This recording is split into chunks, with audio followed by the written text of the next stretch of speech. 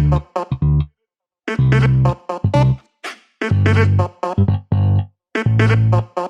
back to another episode of my technology podcast. Today it's the last one for 2021. Nevertheless, I have some intriguing topics for you today. We are going to start off with the whole Log4 shell situation. Then we'll discuss two topics in the arena of right to repair. That is Dell's concept Luna and Microsoft's collaboration with iFixit. Then we'll discuss the Simula One VR AR headset. And we will have another discussion on the topic of app development. Triggered by another episode of Linus Tech Tips WAN Show. Next episode will be a recap of 2021 and a sneak peek what I think will be interesting in 2022. That will go live on January 3rd, probably, if nothing gets in between. And so enjoy today's discussion.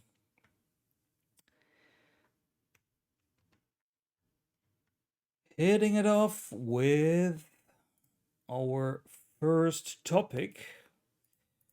For those of you who are listening to this as podcast, I am always showing the articles that I'm discussing or the topics that I'm discussing.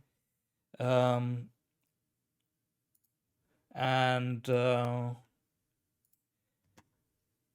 you will be able to find those links in our show notes. They should be mentioned in the podcast description or down below in the video description.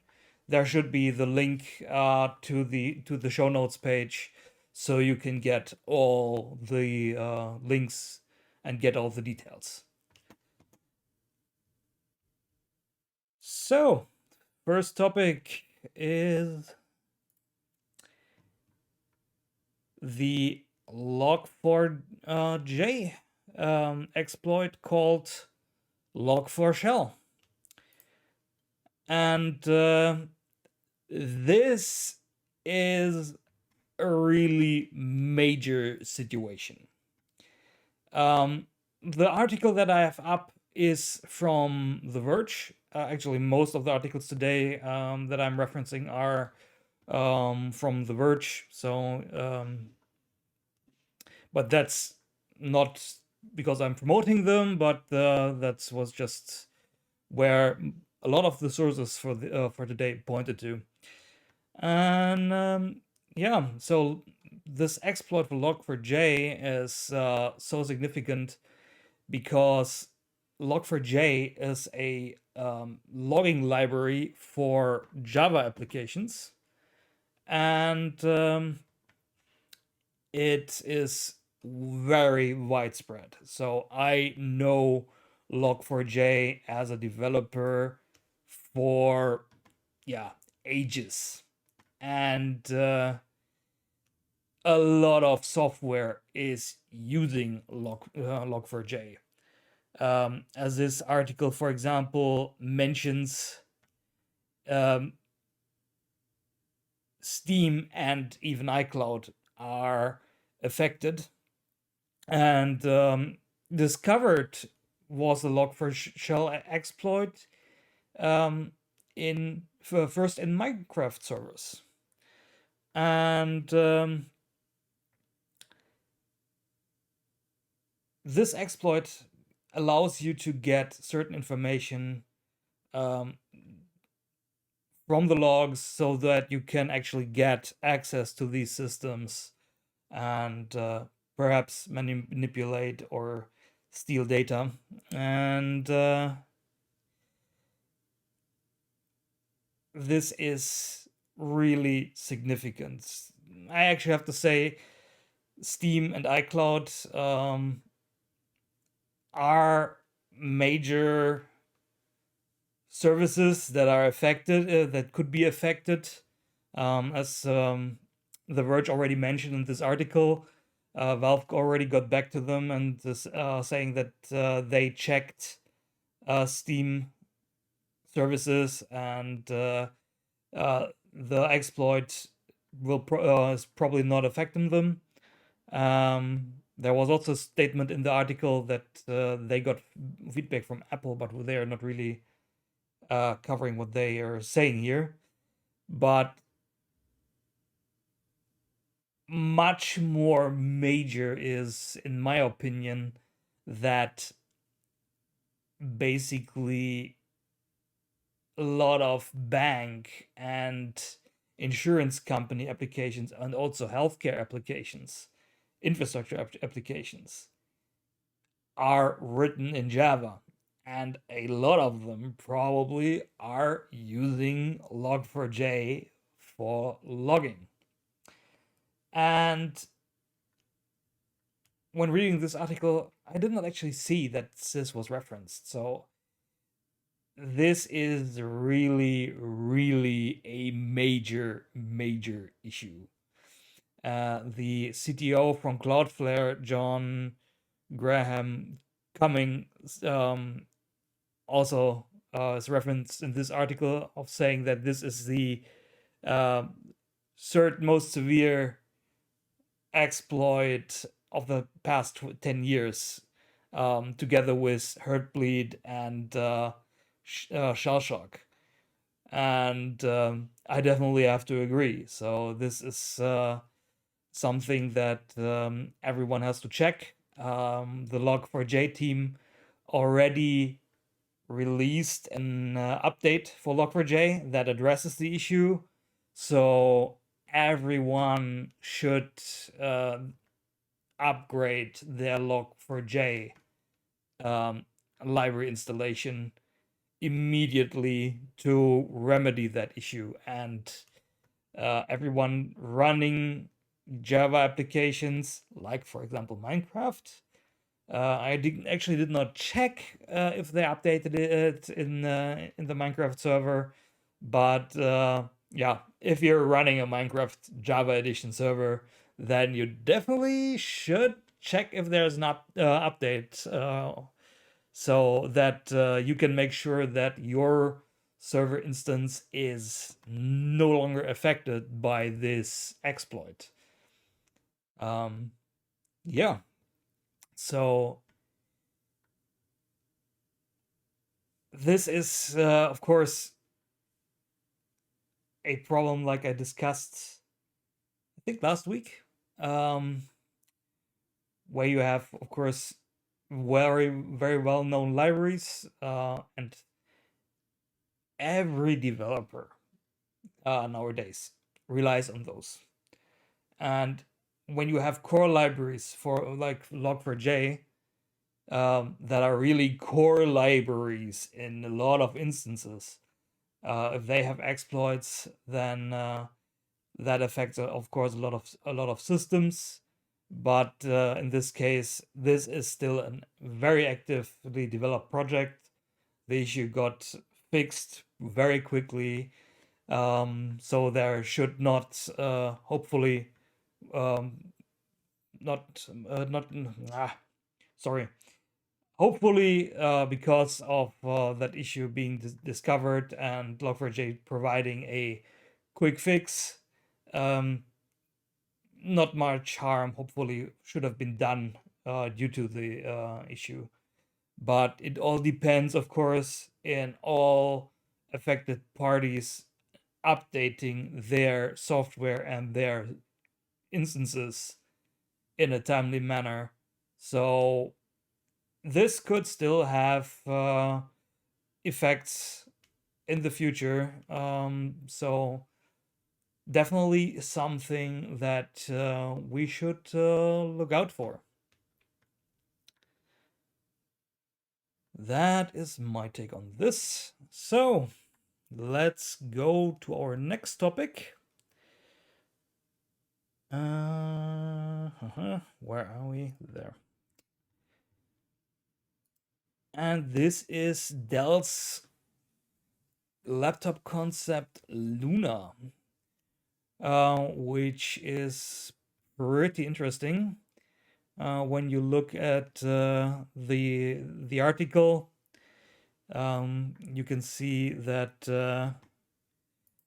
they're they're really focusing on a modularity of the device, and therefore repairability. And it's interesting to see that Dell is also now taking this approach, because they it is a huge topic at the moment in the US, and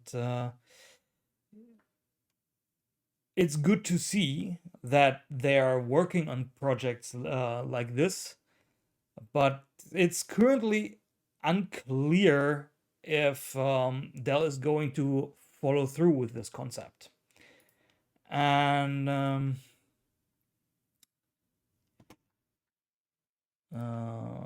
I'm just missing a point right now. Sorry.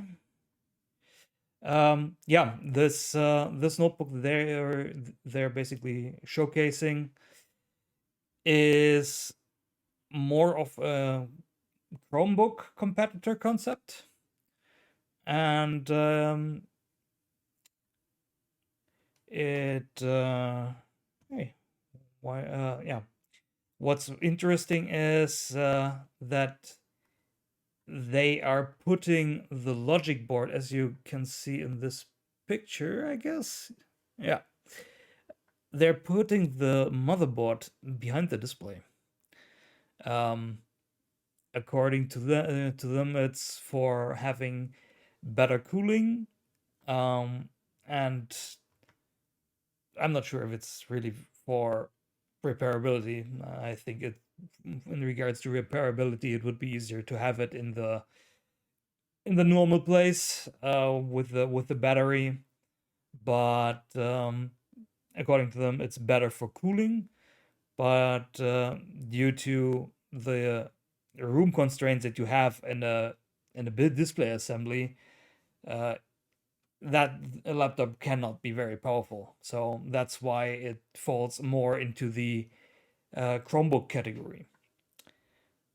But it's good to see new concepts, new ideas being executed, and let's hope that more modular concepts like this will show up in the market. So this doesn't remain a concept, but Dell is actually executing on that.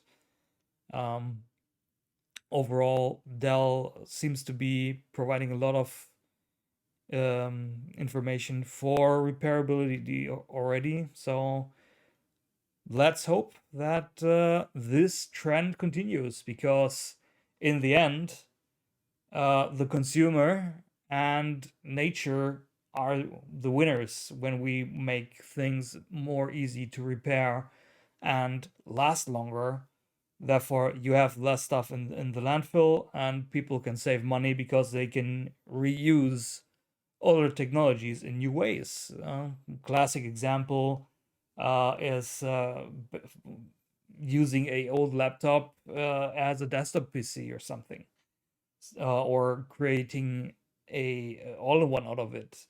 There are a lot of DIY guides on the web that you can follow to accomplish something like that. So yeah, it's good to see.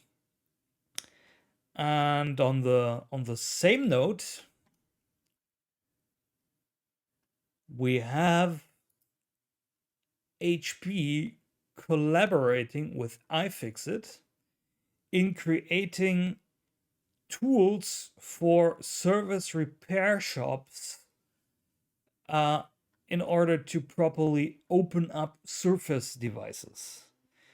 The sad thing is, these tools are not for consumers, they are for professional service repair shops.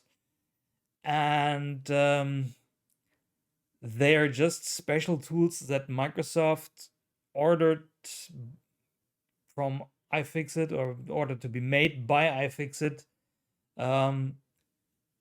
for that purpose. And it's a bit weird because there are, of course, opportunities to do this already with other tools. So it's interesting that also Microsoft, instead of manufacturing these tools themselves, is partnering with iFixit. As other outlets have mentioned it, this reeks of some kind of PR stunt. So it will be interesting to see where Microsoft and iFixit are going with this, because the Surface products were notorious for being very glue heavy. And when you read this article from The Verge that I have up here, you see also statements from iFixit that they're a bit skeptical about the whole situation. So we have to see what is going to happen with that whole situation. And yeah, but overall, it's good to see that more stuff in regards to repairability is happening, and that Microsoft is at least thinking in the direction of providing tools for that particular case. So will be interesting to see in the next year where this is going.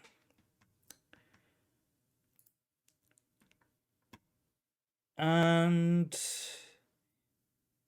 we're already at our last news topic, and this is the Simula One standalone VR headset that will be running Linux. This headset has a very retro look. If you're watching the video version of the podcast, you can see up here it on the article from Road to VR, and it's pretty boxy, and it has a very old school plastic look. And according to the information that are already out, they probably also support also AR, so not only VR. And the whole thing is running Linux with their own open source Simula OS, which is a VR window manager. Interestingly, this Simula OS window manager can also be run on the Index and on the Vive Pro. And the headset will also support Ultra Leap hand tracking. More details will be available probably early next year, since Simula is planning on doing a Kickstarter campaign in January 2020. In January 2022. That's some kind of a tongue breaker for me, or tongue twister. And yeah, but I find this really interesting. So this headset is targeted towards more of enthusiasts and developers. And if you think about the rumors, perhaps, of Valve working on a Steam Deck technology based headset, also running Linux, this could already be a pretty complementary technology, especially since it's open source and already running together with the Vive and Index.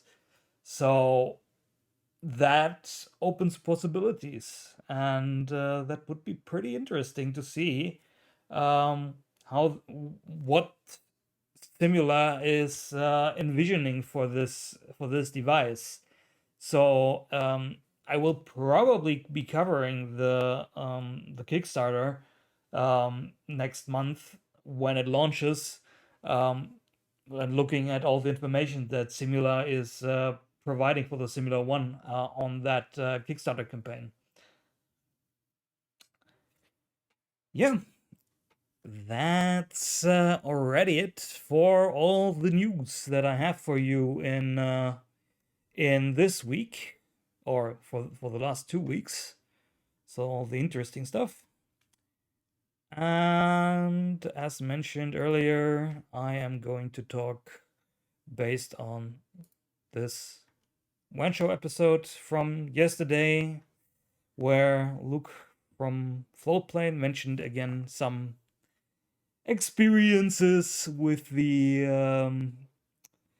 releases of their apps. And since I'm a app developer for the past few years myself, I have my 2 cents in that situation myself. Luke here is talking about that yesterday he not yesterday last time, or no, not last time, but 2 weeks ago on the One Show, he gave Apple a hard time for what they were doing with the App Store review process, which is pretty inconsistent at best. And I elaborated on that part also during our last podcast recording. And now he had a weird experience with Google and their Google Play Store for Android. And basically, they had trouble with a bug in the application that affects devices that are hard closing applications very frequently. One manufacturer that I know that is doing that very heavily is Huawei. And I encountered that with other apps that I supported in the past as well. And seems like Floatplane and I encountered this the first time. And yeah, so Google found the bug, wanted to do a manual review, and wasn't able to do that for missing credentials for logging in. And then they got the credentials and blocked the app from being released because the credentials were wrong. Where it turned out that they just mistyped the credentials. And yeah, so, and then they had to basically re-upload the application. The process was a bit weird. As he describes it, I'm not completely telling you what they're talking about. Watch the video. The link is in the show notes. But it's again pretty interesting, especially considering also from my experience, the Android review process is actually less transparent than Apple's. Because Apple actually notifies you that your app could get a manual review at any time. If you're lucky, you don't have a manual review, and that depends on the standing of your application. But for Google, it's really weird.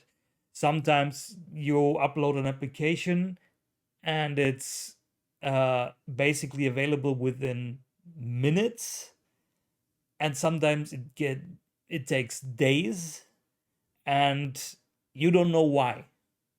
And as I already said in last episode, transparency in this process, and so that all parties involved, the developers, and of course the reviewers, know what the situation um, is really, really important. And um, this gives confidence to the developers, and in the end, also confidence to the users, depending on how thoroughly you are reviewing apps. Because from what I am getting, Google is only reviewing applications when there had been issues or when there is something that triggers a review. But they're not vetting applications in the same way Apple does. And that's why you can find a lot more controversial applications on the Play Store than on the App Store. And as I have said in the past, I really like the strict vetting process that Apple does, because I don't want any fishy applications on my device that I'm carrying in my pocket all day and I'm relying on to find my way through my day, and I have to rely on that to do my daily business. And this is an important, my phone is an important tool to me, and I don't want junk interfering with that. That's that's a risk that you have on Android. You don't run antiviruses on an iPhone. You have to, if you really want to be secure on Android. So that's that's my complaint with the whole situation. And yeah, so basically, bottom line is the same as uh, last week's or last time's, that it's really important for companies like Google and Apple, and also Huawei, who are now having their own app store, the app gallery, because they are not allowed to use the Google services anymore, um, to really be open and transparent on the review process. Uh, Compared to Google, Huawei at least says, yes, we are reviewing your application. So we are testing the application. You also have to provide testing credentials, like on the Apple App Store. And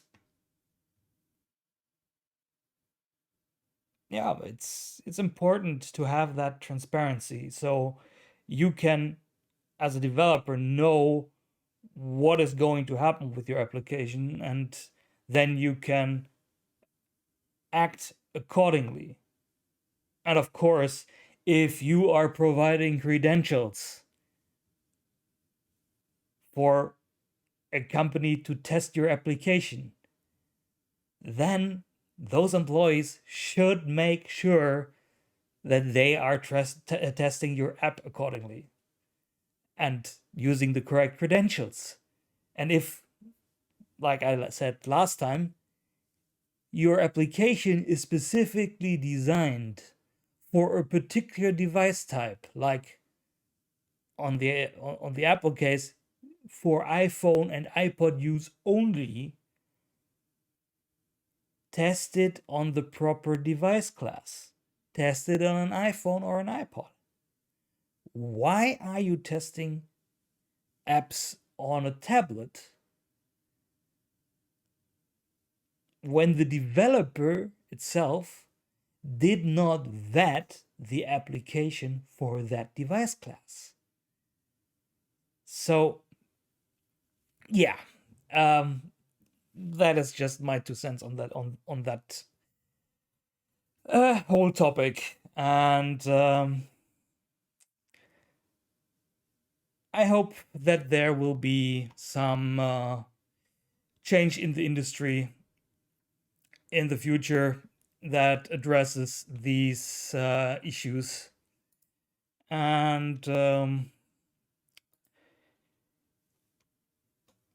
this brings us to the end of my list of topics for this week. I hope you enjoyed the technology podcast episodes in 2021, and I hope you will be back with the next one episode in 2022, and it will probably launch on January 3rd, and will be a recap of 2022 and a look in what's coming up in 2022. So, thank you very much for listening. As always, you can find the show notes either linked directly in the podcast description or on the video below, or you can just head to my blog, bnonet.com. There you will find everything, and I am also releasing the individual topics of the podcast episodes now as separate short form videos on YouTube. So if you want to share a particular topic to friends and family, you can do that. Or if you in the future want to just see the segments that are interesting you, head over to my YouTube. It's linked in the blog. So, or if you're watching this on YouTube, of course, you can just go to my channel and click on those individual topics there. So, I wish you all a nice, quiet, and healthy holiday season, and I see you in 2022. Goodbye.